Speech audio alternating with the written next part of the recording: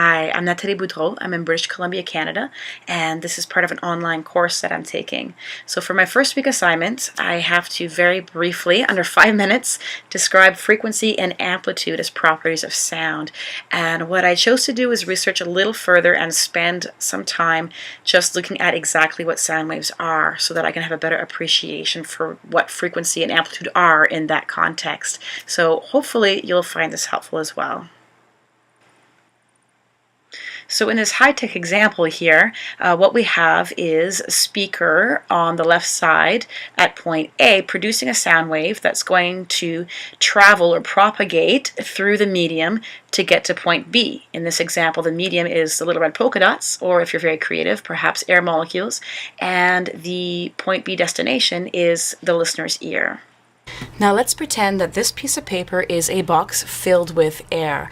We're going to generate a sound at point A. It's going to propagate through the medium and reach its destination at point B. The pencils represent air molecules, so we can see how they're affected by the pressure variations of a sound wave.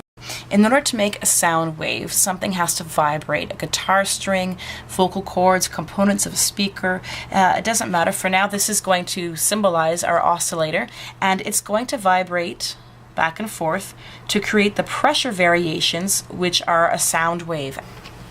So we're going to see what happens with one cycle of this vibration. First, the pencils, or air molecules, are pushed together. They're compressed. That means there's more pressure here. Now, two things happen at the same time. First, this vibration cycle completes, and what do we have here but an empty space, no pencils. Gas molecules always want to try to evenly distribute, so they're going to go back and try to fill that void. But meanwhile, they already ran into this pencil, so it's going to want to go forward as well, and it's going to hit into these guys. So now you've got a higher pressure area here.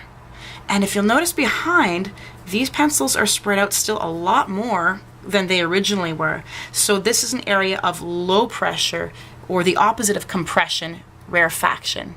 And that's the key part of a sound wave. You've got regions of pressure variations, high pressure followed by lower pressure as it travels through. So if we were to complete this, these guys get pulled back as well. This guy gets sent over towards that guy. So now, oops, we have low pressure here and high pressure here, and so on and so forth until everything goes back to its original spot. So in the end, if you were to summarize what really happened, you had this area of high pressure created initially by the vibration that carried on and propagated through the rest of the medium to the other side. The energy travels through the medium stays put. It didn't suck all the air with it, the air is still here. And so what happened to those air molecules is what helps us understand the properties of frequency and amplitude. So I'm going to simplify this by showing you one air molecule. Now, as you recall, it was pushed over about this far before eventually returning back to its original place. The air molecule that was over here was pushed about the same distance and then pulled back. So this is how far the air molecules were displaced by the sound wave as it went by, and that is what we call amplitude. Amplitude is measured in decibels, and if you have a high amplitude sound, we tend to perceive that as being very loud. If you have a low amplitude sound, or the air molecules didn't displace very far at all, that's much lower amplitude, lower decibels, perceived as much quieter. Now you notice that whether the air molecules are vibrating with a high amplitude or a low amplitude, the speed is exactly the same.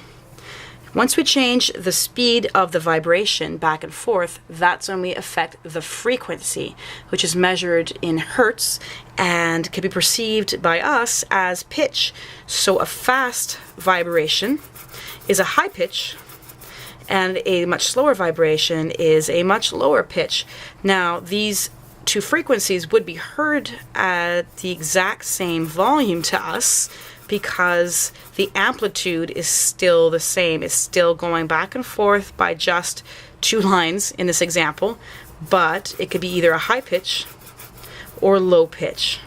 And the other thing to remember is that no matter how fast we're vibrating back and forth in any individual spot, the overall propagation of the energy wave is still going to arrive at its destination at its own independent time. So the speed that a sound wave propagates has no impact on the amplitude of the sound wave, which again is different from the frequency of the sound wave. So you can manipulate all three of those properties to get some very different sounds.